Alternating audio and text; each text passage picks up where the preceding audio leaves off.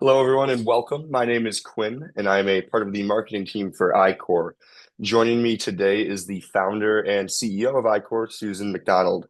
Now, Susan has been doing some incredible work to help cure blindness in Tanzania, and we're here to shine some light on all the good that she has been doing. So, without further ado, let's hop into it. I've got a couple of questions to shine some more light. I'm looking forward to it. So, just starting it off, Susan, I'd love if you could give us some background on yourself and what led you to founding iCore. Thanks, you, Quinn. My background is I'm an ophthalmologist. I'm also trained in internal medicine. And if you go way far back, when I spent a summer in Kenya when I was 17 years old, and really that probably is one of the reasons I have a different perspective on delivery of healthcare, because one of my projects while I was there is I was part of a team that volunteered in a hospital. And so I was really exposed to the limitations of resources very early on in my life, and the contrast between the United States and East Africa.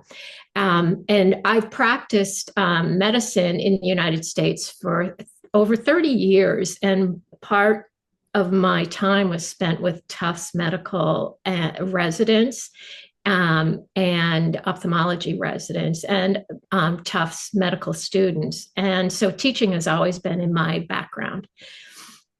I am committed to care to everyone, and I have a real spiritual focus on that, about just being a good human being. And what occurred to me when I was in my late 50s is like, wow, I have such great skills. I'm volunteering on for 1 to 2 to 3 weeks a year, but I could do a lot more if I just had the courage to take the jump and do it. And so Mhm. I was on the side of a mountain in Kilimanjaro with a dirt floor and a candle, and talking to my colleagues about how we could do better, because we weren't transferring skills. What we were Mhm. doing is we were going in, doing the work, and then leaving and packing up our equipment. And it was really ego focused on what we were accomplishing. And having taught for over 30 years, I just said, you know what? This is it. If I really want to make a difference in this world, I'm just going to have to take some risk here. And so I wrote out a plan and got a lot of insight from my colleagues. I've spent a lot of time talking to individuals in Tanzania, Mhm. and and then just put it out there and said, "This is what I want to do." And that's where I took the leap. And I have to say, it's just been an incredible experience for me personally, but also what we've been able to accomplish in such a short amount of time was really Mhm. remarkable. Gotcha. That's awesome. I'd love it if we could go a little bit more in depth on the current issue of blindness within Tanzania. What makes it so urgent? What led you specifically to Tanzania? Right. So I did a lot of volunteer work in Tanzania before we chose to start iCore in Tanzania. Hmm. And what's really critical is when you look at Tanzania, they have a population of 65 million people. And of Hmm. that, there's at least 500,000 or more that are blind due to cataracts. And cataracts are just the lens inside your eye becoming cloudy. And this Hmm. is my area of expertise. I can remove a cataract. I am an excellent surgeon, and I teach cataract surgery. Uh-huh. So it came. So it the idea that there were 500,000 people that needed eye care and didn't have it was just, and I could do the surgery. I just Hmm. had to come up with a strategy of like, what does it mean when you're blind? When you're blind, you lose your ability to take care of yourself. You depend on your family to help you, and your economic situation kind of collapses on. And if you are the breadwinner of a family or you're a contributor to the family's Hmm. finances, it can really take somebody who's in poverty and put them in a very, very desperate situation that they can't put food on the table. And Hmm. so I have always been focused on trying to reduce and help um, reduce suffering. And I thought to myself, you know what? This is a way of helping families actually survive by Hmm. removing this burden of blindness. Yeah. And so Tanzania in particular is a tough, like all sub-Saharan Africa regions, it's tough because most of the people live in rural areas where most of the ophthalmologists are in cities. And in Tanzania, there aren't enough ophthalmologists. In Hmm. the United States, we have more ophthalmologists in Boston, Massachusetts than Tanzania has. We have 4 times the number of ophthalmologists here that Tanzania has. Wow. So my feeling was if I can do, since my wheelhouse is training surgical, how can I help?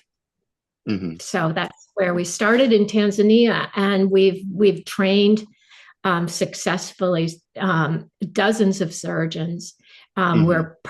We've performed over 8,000 surgeries, provided eye care to over 100,000 people, and it's just really getting down to what are the basics you need in order to be able to take care of somebody in the eye care space. Hmm. Gotcha. That's extremely impressive. So going a little bit more granular into exactly what your training process or the surgery process looks like, if you could touch on that and shed some light, that would be amazing. Absolutely. So, when you look at what is needed in when we go to a community hospital on a regional level, one of the first things that surgeons need to do is be able to examine patients properly, be able to Hmm. diagnose properly. So we focus on diagnostic skills. And then the next piece of it is the surgical piece, and then the postoperative care. And Gotcha. so there's didactics, there's book learning, and then there's actually this mentorship that we're very proud of and quite good at is really just pairing a student with a more senior doctor and Hmm. just there is so much truth to the art of medicine. Like you can go and study diseases and you can practice doing things, but it's really if you can hook your wagon to a really accomplished surgeon, you learn so much just being with them. And so Hmm. what we do is we provide some of that didactic piece. We have what's called a wet lab, which is actually just a training lab where we build the skills of microsurgery with residents. And then we bring the residents and young graduates and we have them spend time with our mentors, many of whom are Tanzanians and Hmm. many of whom are international mentors. And we just practice medicine together. And by Hmm. doing that, there's really this mentorship that happens about how to deal with difficult situations, how to deal with challenging diagnosis, and how to really organize um, your community outreaches. Hmm. Yeah, yeah, got you. That makes a lot of sense. Now, from my understanding, there's several other NGOs that are doing fantastic work to tackle similar issues across the globe. What is it about iCorps that makes you stand out and that makes you guys special for iCorps? Well, I think there's 3 things. Is one, we're run by women, and Hmm. I think that really helps because we're all moms, and we sort of have taken this attitude. We're all in our 50s and 60s, and we've just decided like we're going to treat this like we're going to be stage moms, and we're going to take and help these residents find the resources they need, and really develop their skills so that they can be successfully Hmm. launched. And if you use that background, and then what we've really done is just identify the barriers. And the biggest barriers are this one on one education. And then the second one is actually equipment, something as simple of having the tools you need in order to do what you're doing. And if Hmm. you look at what these residents, when they're placed in regions, they don't have access to this really specialized microscope that allows you to examine the eye. And then there's the microscope to operate on an eye. So what we do is once we are sure that the surgeon is ready to really develop their practice, we get the equipment, we loan the equipment, we don't give out equipment. And the reason we loan it is we want to keep it in good working Uh-huh. condition and we want it to be used. And then after that, we kind of develop this team that goes in and helps develop the support system of that region's eye care team, because it's not just the resident, it's not just the surgeon, it's also the nurses, it's the administration, it's the community healthcare workers. So we help develop the leadership skills of that. Hmm. And finally, we do microfinancing and we really do some financial support of doing these outreaches in Hmm. areas that people aren't capable of paying for their care. Gotcha. That's amazing. That's amazing. And I'm sure that everyone that you've been able to help is pretty equally impactful. I think you said the number was 8,000. Do you have any one story in particular from all of those surgeries and all that impact that stood out more than the others? Yeah, well, I'll tell you, I have a whole bunch, but I, I know, Quinn, I know we don't have time for all of those, but Hmm. there is, there's one particular story about this woman, Elijah, who lived in a very rural region, and she was in her early 40s. She had four children. The youngest was 16 months old, and she had been Hmm. blind for over 4 years. And so she was functioning as a blind mom, which is very possible, but she also lived in a very a low resource area Hmm. where they had a lovely, very modest home, and the cooking was done in this one room house, and it was an open fire. One of the Hmm. problems for children in Tanzania is burns due to open fires. So when you look at this woman's situation, is she's blind, she has an open fire, she doesn't have financial resources, and she's taking Hmm. care of four kids. So her family worked really hard to get her to the outreach that we were doing. And that meant Hmm. she needed to get on the back of a motorcycle with her. Her brother-in-law brought her because the father had to stay home with the children. And then they took a motorcycle for a day and a half. They would go from one motorcycle to the next, and then they got on a bus and they finally got to see us. And she was really a quiet, really withdrawn, just focused on her baby. She brought her Hmm. 16-month-old with her because she was still nursing. And so when it became her turn to be um, operated on, I remember I told you we're all moms and all of our children Hmm. are grown. So when we saw that little baby, all of us were excited to be the one that held the baby while she was Hmm. having the operation. But what happened is she really was afraid, and Hmm. because she couldn't see us, she didn't. And I had to go and get her brother-in-law, who came and took the baby, and it made me so kind of sad that I was trying to be helpful and she was afraid of me.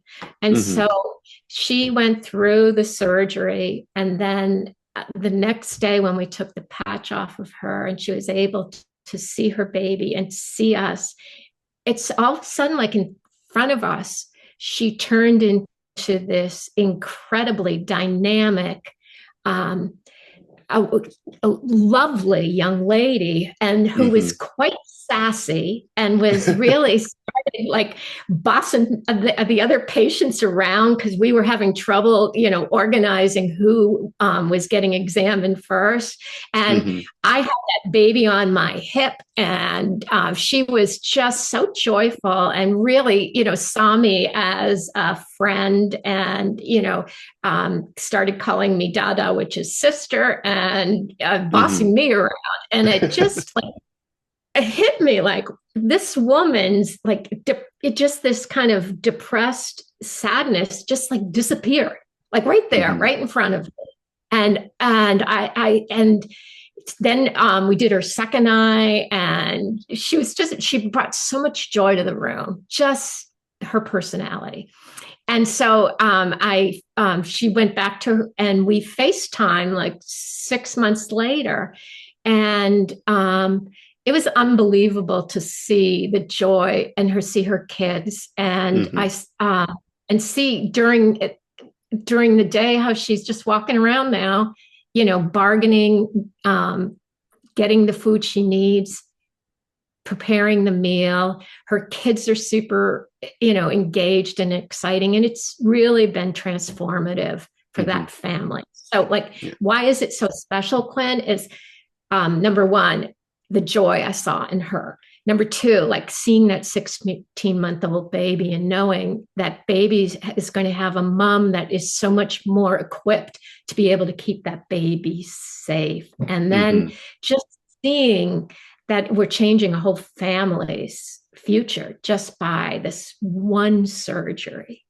Hmm. And then the fact that it was like for 4 years she didn't have that makes me really sad that Hmm. in the United States, if you had if your vision was just downright blurry, you can have surgery done, and your insurance is going to pay for it. So I just think that's such a great just story to tell. Hmm. That is an incredible story. Thank you so much for sharing. Now, switching gears a little bit back to iCore and how you've been able to scale the business. I mean, going from just an idea um, to all the way to helping around 8,000 people and really changing lives. What has been the most challenging part for you in getting to this point?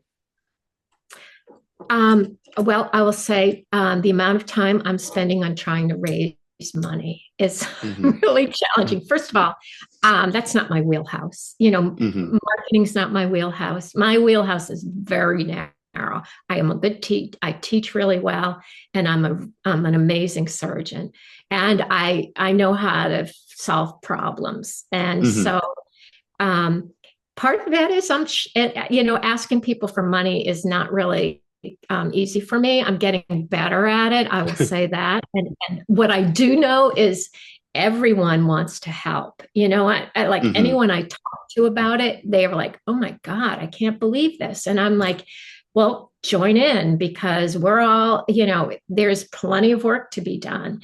Hmm. And that has been my challenge is like spitting out oh yes, can you help us? Hmm. And what they'll say, what if people will ask me, what do you need? And I just feel like I'm not asking for myself, but I still am a little bit shy about asking for Hmm. money.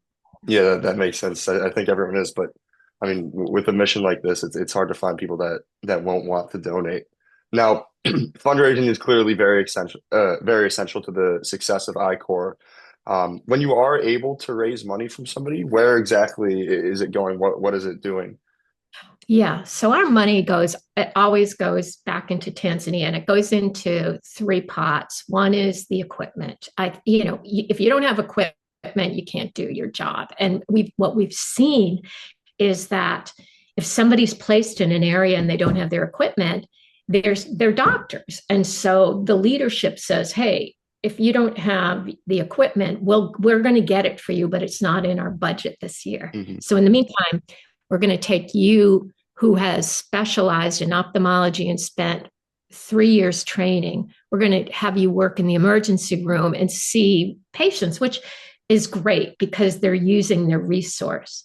Now, if we can put into that regional hospital or that district hospital the equipment needed, which is about $200,000, believe it or not, Hmm. that's a lot of money. Wow. But That if is a lot. you put that in there, um, or even put in half of it, we can keep that young ophthalmologist practicing ophthalmology. So that's the Hmm. first thing I spend money on is equipment. And then the second thing we spend money on is really the mentors.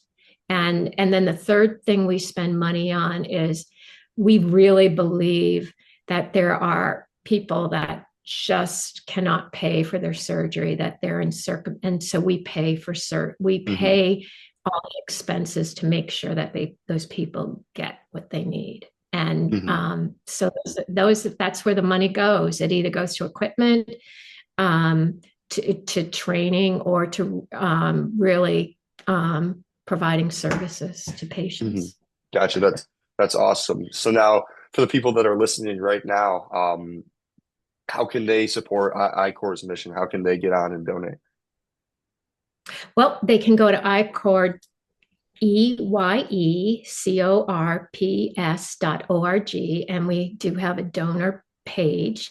And that's how they can donate money. And if they want to reach out to me at Susan, it's Susan at iCor.org, and that's the core is Hmm. CORPS.org. And you can reach out to me if you have connections. We are always looking to be, there.